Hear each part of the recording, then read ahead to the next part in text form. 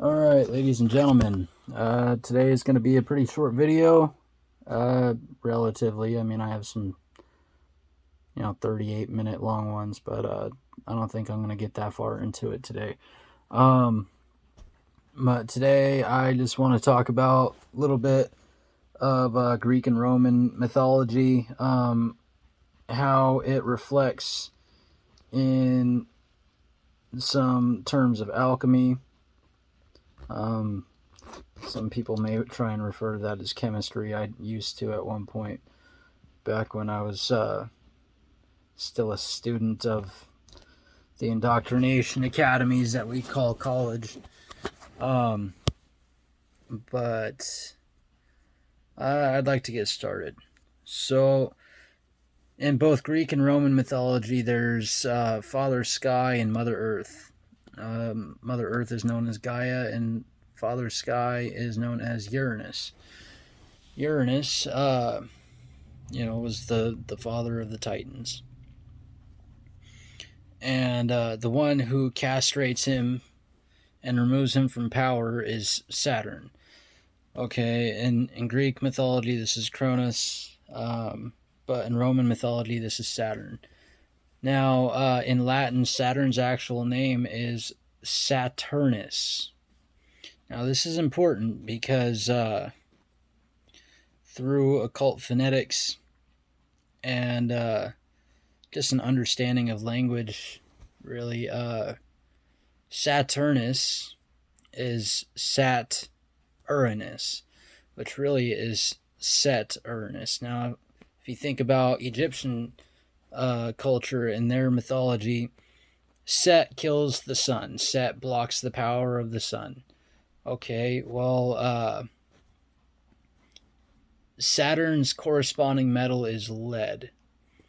Now, there's some different opinions on the metal that corresponds to Uranus, but if you think about it, uranium, that's what I've come to understand through prayer, meditation, careful meditation, and then just research and reading and just studying. So if you think about it, if Saturn castrates Uranus and removes him from power, then it makes sense, because lead removes the power of uranium. It removes that radioactive property from uranium, or blocks it, I should say. Forgive me for that misspoken word right there. So that's important to understand. So there's different levels. I keep saying it over. There's levels to this. There's an alchemical level. There's the planetary level. And then also it pertains to the signs and constellations of the zodiac. So let me give you an example. I believe I talked a little bit about it in my video, John the Baphomet. But the sign of Aquarius is ruled over by Saturn and Uranus. And then, since the age is retrograde, right now we're in the age of Aquarius. We were in the age of Pisces up until, according to, Google at least, 1962. 1962 is when we came into the age of Aquarius. The age of Pisces was before that, the age of the great fisherman, fisher of men, the fish, the lord of the fish, so on and so forth. We'll get into that video a little bit later on, maybe tomorrow. I don't know, I might make it later.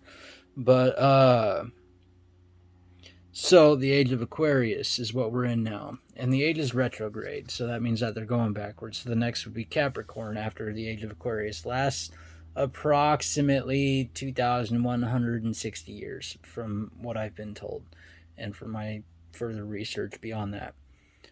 Some sources say 2,150. 10 years isn't that big of a difference, but it would add up eventually. But that's not what I'm here to discuss today. So when we come into the age of Capricorn after the age of Aquarius is over, the age of Capricorn is ruled over only by Saturn.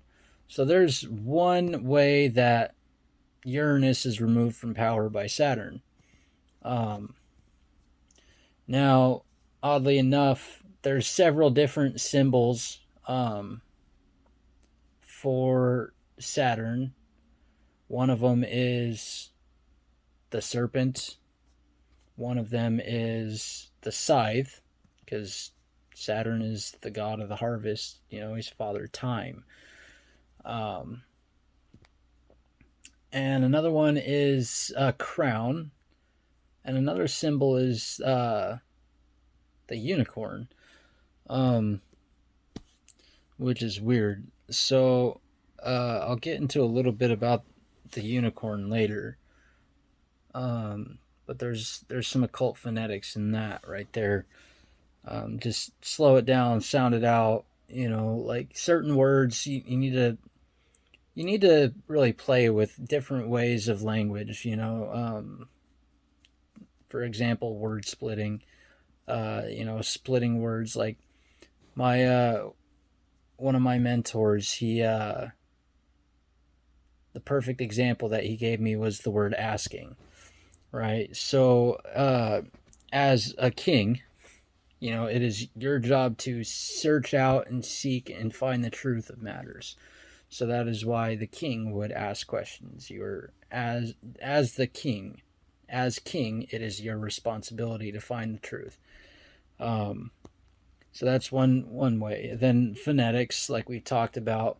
So think about how many different words have exact sound alikes that are spelled different. For example, bear.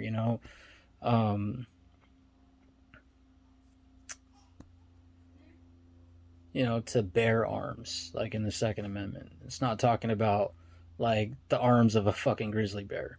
Excuse my language.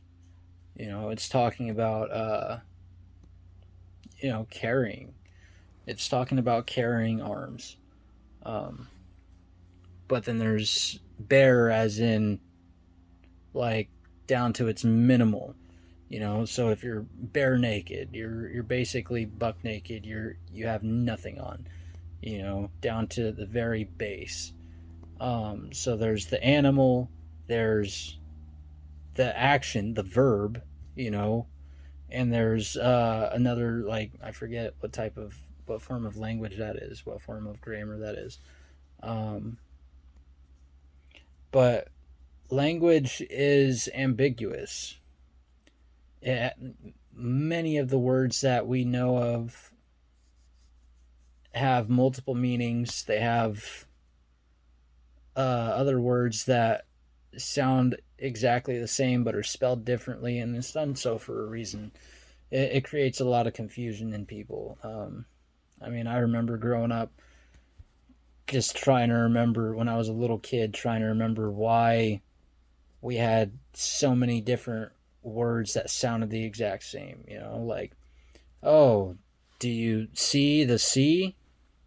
Because I lived down in California for a while, not too far from the coast. I actually lived right next to Oceanside for a little while. And so growing up, I struggled a little bit trying to figure out the language. And it's the first thing to understand about the English language is it is a mutt language. It is created from the basis of several different other languages, Latin, Greek, and Old Germanic. And I suggest looking into, just other languages. Start reading up on other languages. When you start understanding how to dissect languages like this, it opens up a different world for you. And it really explains a lot about religion. So in one of my word of the day videos, I broke down the word religion. Okay, religion comes from the Latin word religio or religio. I don't know how it's pronounced because I don't speak Latin. I read it and I kind of study it. But that is derived from an older Latin verb called religare, which means to bind, to tie, to hold back, or thwart from forward progress. People try and argue with, oh well, it doesn't. That's not what it means. Like, dude, I have a Latin to English dictionary in my room. It's not like I don't study these things. It's not like I don't know what I'm talking about. And I don't just take anything for face value. When I'm told something, I look it up. I start researching it, and that's an important factor that people need to understand or stand under. You know, is you should never take anything that anyone has to say just for like what it is and believe it. I don't understand. I don't comprehend how some people are so gullible that, I mean, you could tell them that the sky is green, and some people will believe it without even looking up. Not. I mean, that's a pretty extreme example, but I mean, look at what's happening in the world right now. People like get told that this coronavirus is something super deadly, but the statistics are showing something completely different. I mean, shit, like our parents and grandparents were told that cannabis, weed, marijuana, whatever the fuck you want to call it,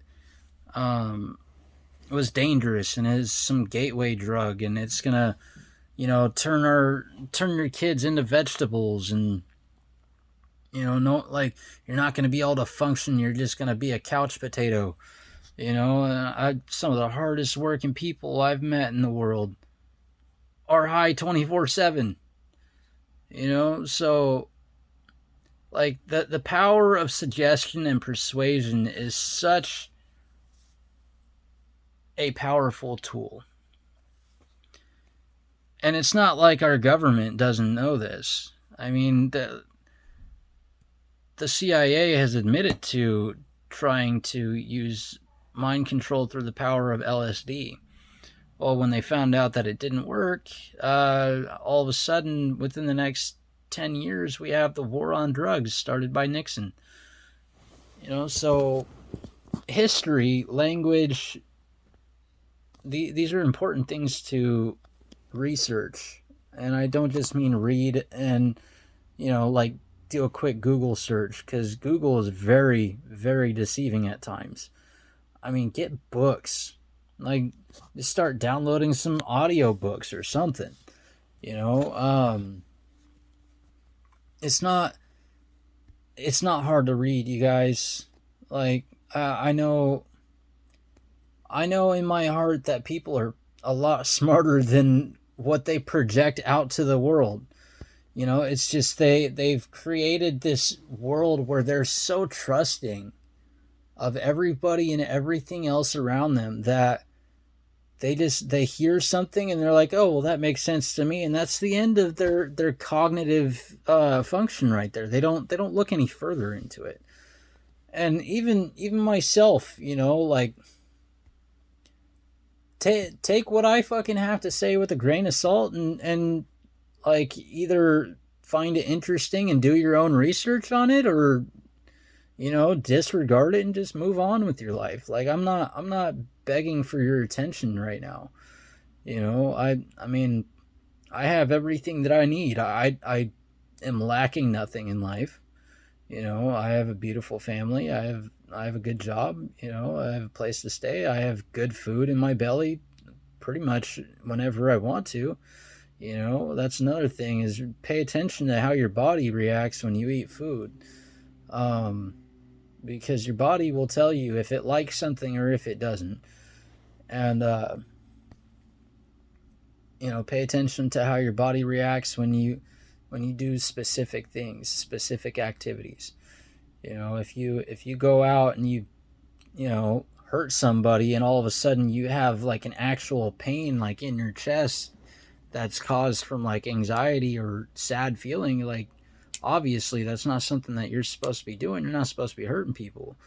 I mean, granted, some people like the psychopath, the sociopath, those narcissistic people that only care about themselves, they don't feel those same emotions that normal people do. I don't even like using that word normal, really. Normal just means most, and I'm not even like most people. But then again, whose fault is that? Uh, but anyways, back to what I was talking about beforehand. So the Phoenicians were from the land of Canaan. They were basically ancient Hebrews, but uh, they're also magi.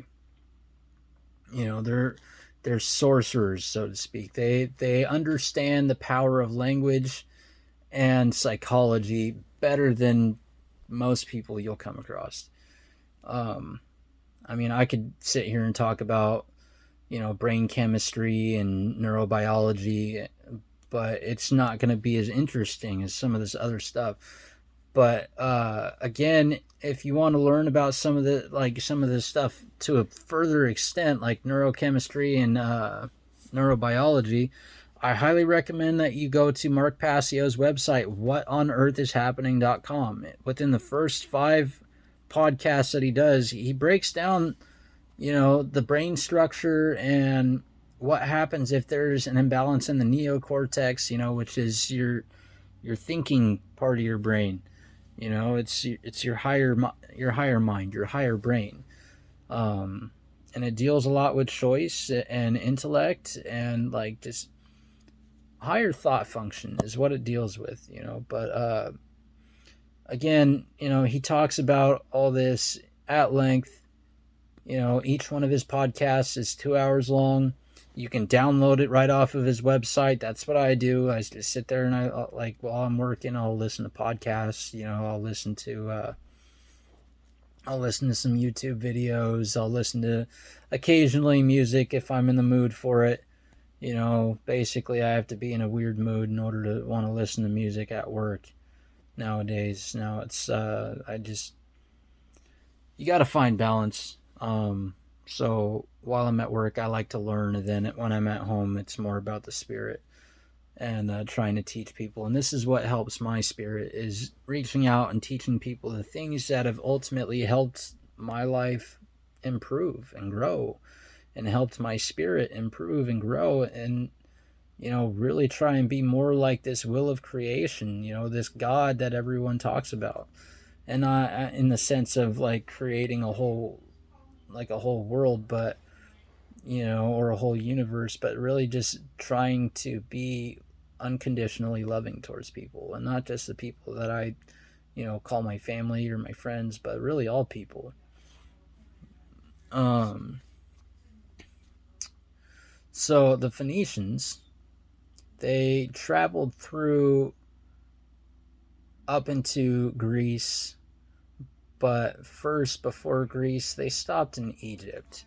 They went through Egypt, into Greece, then into Rome. And this is why Rome has basically the same gods as Greece, obviously different names for the most part, except for the parent titans, or the parents of the titans. Sorry, excuse me. And how funny it is that I'm sitting here talking about the Phoenicians right now, when the book that started it all for me, Spirit World, The Deaf Phoenicians by Dylan Saccocio. I highly recommend that you get Audible, get a 1-week free trial, and download that book. I am telling you, it is what started this whole journey for me. And after listening to it twice on audiobook, I bought the the physical copy of it, and like I didn't. It's not like I just went through and read it. Like I studied it. And then I started looking stuff up. Just to confirm. Again, like take what people have to say with a grain of salt. Do your own research. Like research multiple sources, see what you can find out in the physical realm, like just see what you can observe with your own eyes. Okay, so back to Egypt. I keep getting sidetracked. It's been a while since I've uploaded some content. So the Phoenicians traveled through Egypt up into Greece and then into Rome. So Saturnus being Set-Uranus doesn't seem so far-fetched. And I could be wrong, but this is my interpretation and it makes so much sense. Well, then we start getting into the next generation after the Titans. Then comes the Greek Olympians, which in Rome, like, so in Greece, it's Zeus, Poseidon, and Hades. That's like the Trinity. You've got the heavens, the earth, and the water, and then the underworld, so to speak. And then in Rome, that is Jupiter, Neptune, and Pluto. So Jupiter overthrows Saturn.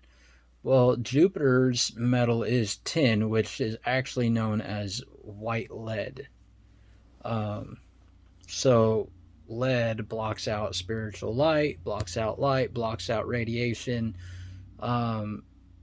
And then, so theoretically, lead poisoning could be counteracted by tin. Again, theoretically. I don't know. I'm not trying to experiment with that. There is such a thing as lead poisoning. But I don't know. I haven't done a lot of research into as far as my own personal experience with these metals, outside of gold and silver, at least. But anyways, so Jupiter overthrows Saturn. Jupiter is a benevolent energy, right? Jupiter rules over Pisces. Pisces is the lord of the fish, so to speak. So as we talked about, John the Baptist baptizes in water. He is the cup bearer or water bearer. Well, at the bottom of the flow of water sits the fish. And so if John the Baptist is Aquarius, and he announces the arrival of someone greater than him, then Jesus would be Pisces, the Omega. There's the Alpha and the Omega. The Alpha would then be Aries, which Aries in Latin is ram. And I'll do a whole nother segment on that, just Aries and how it pertains to a lot of biblical characters.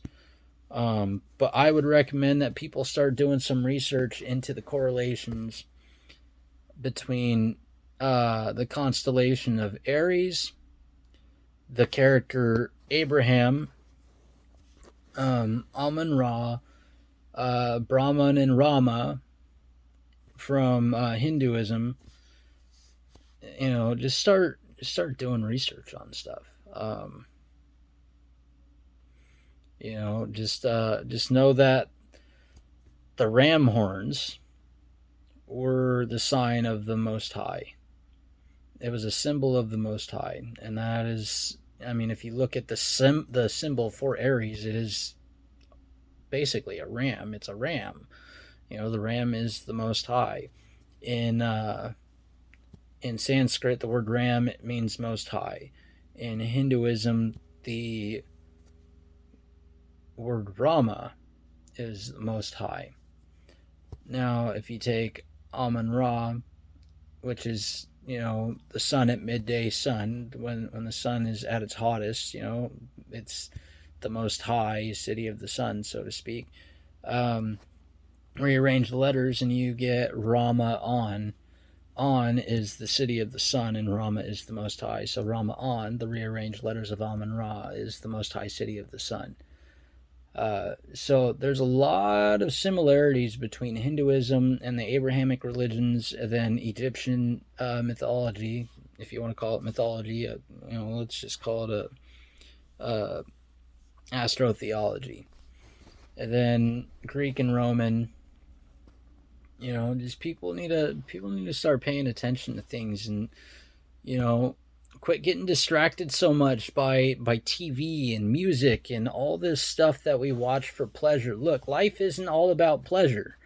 It's not. If we spend our whole life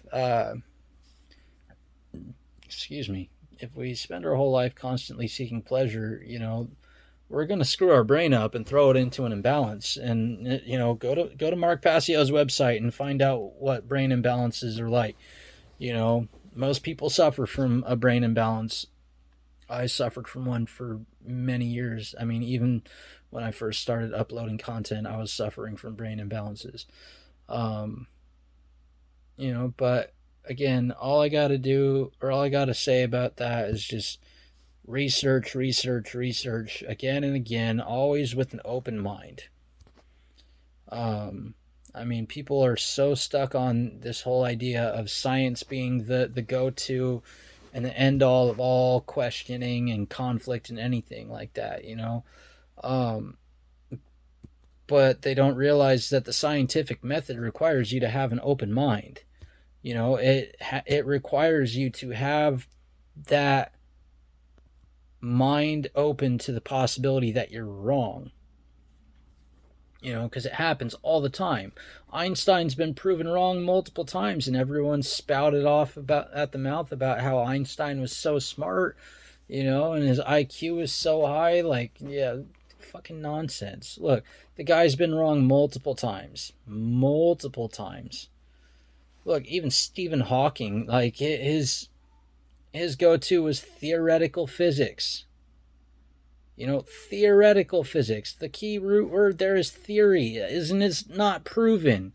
The idea behind a theory is that it's speculative. There may be evidence, even strong evidence, to support it, but it's not a proven thing.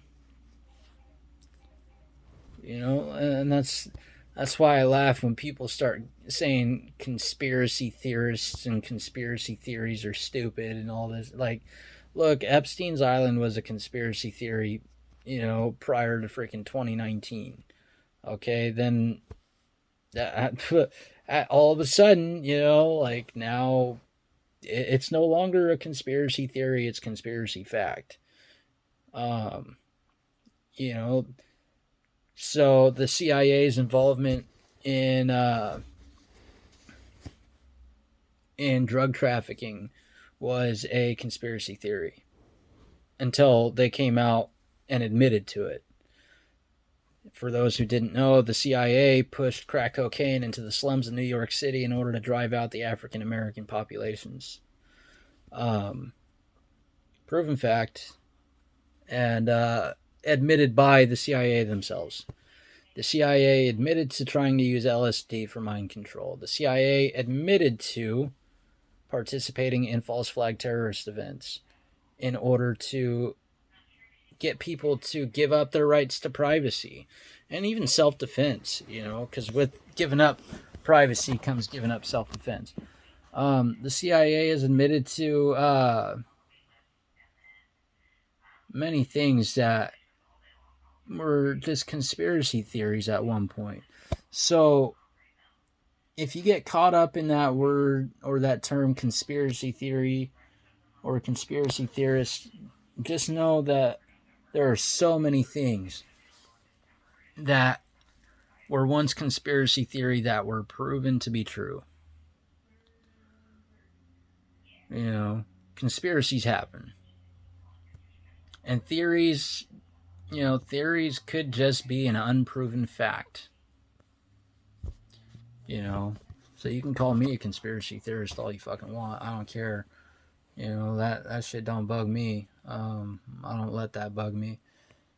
But anyways, I think I'm coming up on the end of my time for this video. I'm a little tired. Been working a lot lately and not getting very much sleep.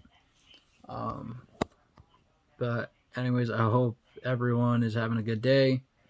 Hope everyone is thriving in life.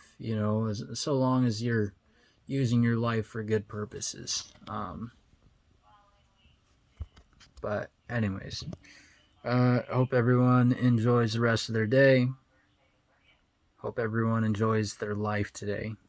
Love life, live your life, and just be good to people. All right, later, guys.